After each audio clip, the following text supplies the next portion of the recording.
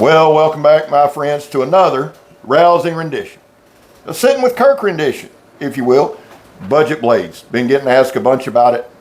So I figured, and I did kind of a shitty video, which most of them are, but I did one a couple weeks ago. So I went to my expert. We got a pretty good group of knives, anywhere from 40 to about 20, about 30. Yeah, the most expensive one is the Geotech, around 120, 125. And then the least expensive is probably going to be the BPS. So we've got about 10 knives. Want to run through them because a lot of you guys do ask. And we'll kind of break down the video as we go. I'm going to do the intro. Kirk's going to show you a couple knives, and then we'll deep dive. Ready? All right, guys, there was a time in this country where 22 vets a day took their own lives. Now, stats are everywhere. We're at a Labor Day type weekend. The number's going to be higher. It just is. That's why here on the channel, we focus on the number 0. Anything over 0 is simply unacceptable. You're welcome here, Beth. That's all the shit means. You don't hear any dumb shit, no anti-military shit. You're welcome here, and we're glad you're here. We back to blue over here. We sport Leo. That is not popular, and I understand it. I get it. I don't ask you to support it. There's a lot of reasons I do now in particular. How do you do it, Scab? Well, I don't break the damn law. And finally, if you're an addict, never quit quitting. So let's just get into it. I got to ask again. Scab, I'm new to the channel. I'm looking for something between 75, 80 bucks a belt knife. So how would you classify? These are mostly belt knives, camp knives, utility knives. I call them fixed blades, you know, any description you want to use. Yeah, that's what it is. Utility blade. Yeah. Grab one and let's jump on it. Now, Kirk's got a hell of a selection, and it made me realize when I did the video, I'm blessed at where I'm at in my knife collection, and I found myself coming up short on particular blades, budget in particular. So I wanted to give you guys some real options. What's your first one you got? He's become a knife slob, is what he says. This one is Joker Knives. Can't read it because I don't have my glasses on. This one I damn sure wanted to show you guys. This is the Joker Bushcrafter in N65. No, it ain't. N690. N695, Spain. I wanted to show you guys. Now, how much was this one, dude? That was $85. Guys, listen to me. And Kirk will tell you, I came over here 2 weeks ago and I pulled this out of the sheath about 10 times. Highly impressed with this knife. We've done a couple. Do you have a Joker knife other than this? You got a couple, These right? are the only two. Are these the only ones? Ones I'm about to show you are the only two Jokers I have. I did. But that's going to change soon. Yeah, I mean, micarta handles, G10 liners. Show you again. I know it's not the best. Let me move this light over a little bit. There we go. Red G10 liners. Look at the damn finish on that. I mean, for 80 bucks, a lot of you guys, and the damn price on everything is going up. Everything's going up. That's a hell of a knife. And look, got no affiliation with none of these companies anyway, right? It's got a really good, solid sheath with a dehanger on it. You can take the drop loop off if you want. Just stick it right on your belt. Comes with the power cord, and it came with about, I'd say, 15 feet more of the same color power cord for $85. It's insane. I mean, my camera's not as good. We're going to change that. We've talked about that a million times. But the quality of that, I asked him 4 times, no lie, how much? Because I was thinking $150 to $200, but it's 80 bucks. What's the next one? Another Joker, which I can't read because I don't have my glasses. This is in the Bowler K 720 Carbano Spain, but Bowler K 720. Again, now you've used this one. Yes. You can see the wear on the knife. Perfect grip. I'm a big fan of Spanish-made knives. Again, black G10 liners. Is that G10 handle scales? Those are micarta. These are micarta. Yeah. Thick handle slab of micarta with the G10 liners. How much was this one? 85 bucks.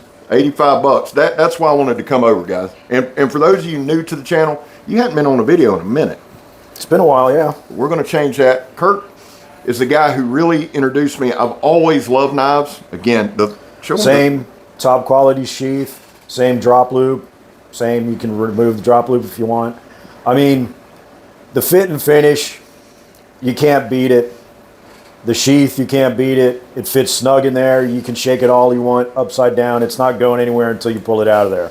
I mean, just the Spanish-made knives are just really top-notch. Now, was that 85 bucks to your door? Yeah, I mean $85 and then whatever the shipping or taxes, so figure $95. You're still under $100. Still under 100.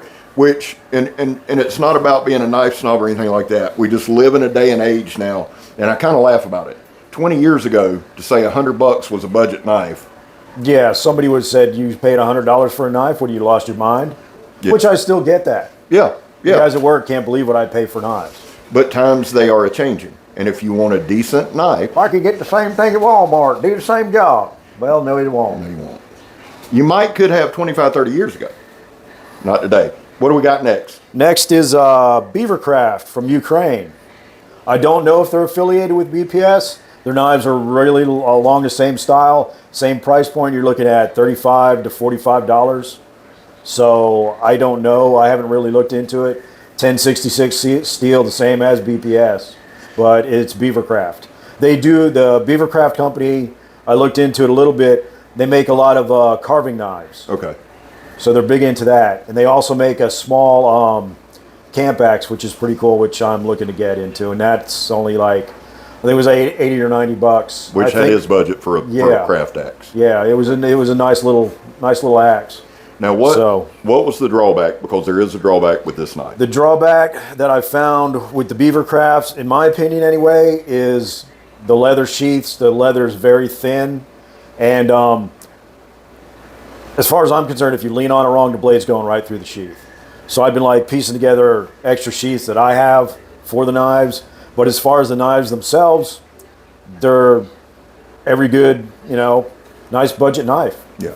$35, $45. I mean, you can't beat it. Take it, beat the hell out of it, use it, And, God forbid, if you do lose it, you're not out a shit ton of money, and you can order another one really quick.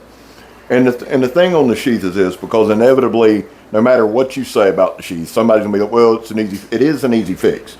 But I want you to understand, when we're talking about budget and people are on a budget, I want you to know what you're getting, right? It's an easy fix. There's plenty of places that sell sheaths. It's an easy fix, but it's a fix that shouldn't have to be made. Right. Is the way I look at it. If you're spending money on a knife, I don't care how much you're spending. If you're spending $45, if you're spending $545, the sheath should be adequate. It should be safe. It should hold the knife. Shouldn't be any slop. Shouldn't be any crap. Any garbage with the sheath. Agreed. So when I buy a knife and I get it, and if I find that the sheath is garbage, it really pisses me off. It really does. Whether it's, like I said, whether it's the BeaverCraft or I've had several higher end knives and the sheaths were fucking shit. Yeah. They were total garbage and I had to spend $90 to $100 or more for a proper sheath for it. And that's unacceptable.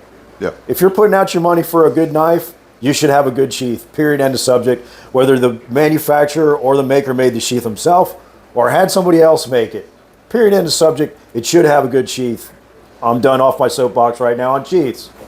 But it's true, because you can make a micarta sheath. A ton of you guys right now are sitting there going, man, I'd make my sheath. So if we can do it, if you can do it, a knife maker should. I'll tell you this, me personally, if you take that knife, put a $20 on it and give me a great sheath, I'm fine. Yeah. I'm fine. But I do agree. Now, you guys don't see a lot of sheaths with me, and you have to mention it sometimes. But again, that's knife reviewer life. That's why I wanted to do this video with Kirk. Because some things that don't matter to me that should, in the video, matter to me when I carry, right? I may not bring it up in a video, but that don't mean that, so, and it's true. And the truth is, let me say this. Get the next one ready. Well, hang on. Finish a little bit more about the sheath. I'm very particular about my sheaths. Yes, he is. If I get a sheath and it's Kydex sheath and that thing's too hard to pull in or too hard to put out, it really pisses me off. And I end up, working with it, trying to mold it, trying to loosen it up or tighten it if I have to. If I have to tighten it, that really pisses me off. If I have to loosen it, that's one thing. But having to tighten a Kydex sheath, that's unacceptable, period. End of subject. And the way the sheath rides on my belt, because I have long arms for a short white boy, just the way I'm built. So a lot of the stuff that rides on your hip, sometimes if it sticks up too high, I got to almost bend over to pull it out. And it's the way the sheath rides, for me, It's very particular. But that's why you like the dangler. I like the danglers. And I don't. I like the drop loops. I like that kind of thing. It gets it down just enough, flow enough to where it's not uncomfortable for me to draw my knife. We're the same, about the same height. Totally different arm length. We just are. That's another reason I wanted Kirk involved. You need to hear all the ins and outs. And the things is simply this. If you're paying the money, budget or otherwise, because there's so many companies out there that do it right. So what we wanted to do with this video, especially you guys, working guys with families, we want you to understand, hey, great knife, great sheath, great knife, okay sheath. There's something to consider. Get that next one ready. And guys, I wanted to say something too. Had a guy get mad at me. That happens a lot. He said, you know, F the Ukraine or whatever. Okay, we don't do politics, religion, or her here. We don't give a shit. The truth is, a knife maker is a knife maker is a knife maker, in my opinion. We're not diving into the whole China thing. I'm not doing that. But what I'm saying to you is, like with BPS, that's a family that's making knives. Yeah. They didn't start the war. So he got mad that I said, hey, because he said F the girl. Okay, well, the government don't make the knives, dude. You be mad at me all you want. All that's going to do is make you mad. That being said, we don't endorse anybody. We're just saying, hey, I am a big BPS fan. Always have been, always will be. Next knife. Is this another BeaverCraft? This is another BeaverCraft out of Ukraine. Now, most of the BeaverCrafts and the BPS are Scandi grind. This is not. This is more of a convex grind with your basic edge on it. Really good. Now, how much were these? 45? 45 bucks. Guys, I'm telling you, the balance point is going to be one of those that's hard. It's not hard to find the balance point, but because of the balance point's right here. And it's a great feeling knife. You could strike a ferro rod right there. Did you say 1066? 1066, same as a BPS. Yeah. Lanyard hole. And let me tell you what a lot of times this is. Sometimes it's a lanyard hold, yes. But what you'll find with a lot of knives like this is to do everything utility knife. So if you're skinning game, leather sheath, right? This is not the sheath that came with it because the sheath was crappy.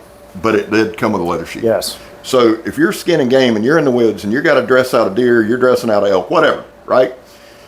This knife's going to get super bloody. Instead of sticking it in the sheath, they make these so you can hang it up. You can hang it up on a tree. You can hang it up and continue doing what you're doing. I don't know that that's for sure what this is for, but a lot of times when you see this, and I know there are certain knives with circles, not all of those are karambit style. Some of those are made for hanging, processing your game, caping, skinning, and hanging.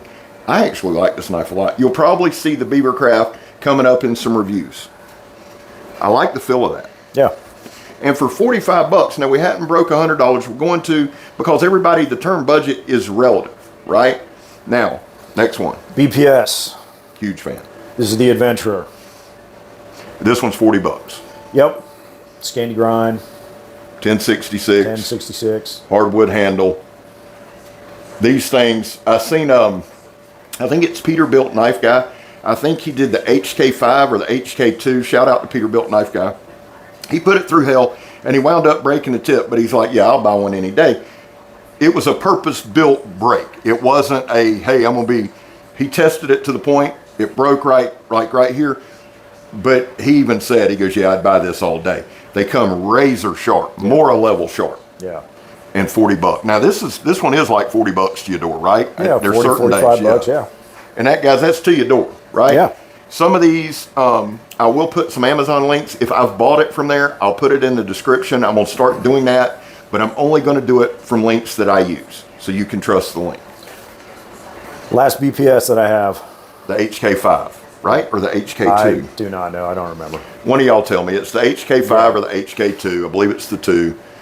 I think Eric Hussein actually took and sharpened his upper swedge. You can, if you want to. It's not sharp, but it's not far from it. Yeah, that's the way it is. That's the way it came. Yeah. The difference here is different blade style, but the finger grips here, I actually like that ramp there. And again, it's a good little bushcraft knife. It's what it is. Sharp as shit. Next one up. Next one up is going to be the SE Laser Strike. American made. American made. You can take the scales off. There's a ferro rod and usually 2 cotton bundles inside the hollowed out scales. When I bought this, Granted, it was on sale for about $98. They usually run on Amazon anywhere from 110 to 120, which is still a really good price for a really good, solid, take anywhere, do just about anything you need to knife. These are tough knives, 1095. Beat the hell out of it, sharpen it up, use it again. Kydex sheath. Little adjustment screw on to tighten or loosen the Kydex if you want. I mean, it's good to go. This might be our only American-made option here, right? Today it is, yes. Okay. Guys, I'm tagging you. If I tagged you and you made it this far in the video, I'm tagging everybody in the video. If you know better options or more options, put them in. I want this video to be a place people can go and pick out knives. This is our only American-made option. I'm a big fan of SE. You don't see a lot on the channel. I think I've got a couple, but they're quality knives. And we're going to make about $1.25, $1.30 the top of our budget. Now listen, as far as budget goes, if you're buying one of these, it's going to last you. Yeah, yeah. So you got to weigh it out. You can buy you a couple BPSs, they'll last, they'll hold up, they'll do what you want. Or you can buy one of these, it's going to last as long as you treat it like a knife. That's the key, a cutting tool. Yeah. It'll last you a lifetime. If you break it, you're doing something stupid. Exactly. Or you got a one-off.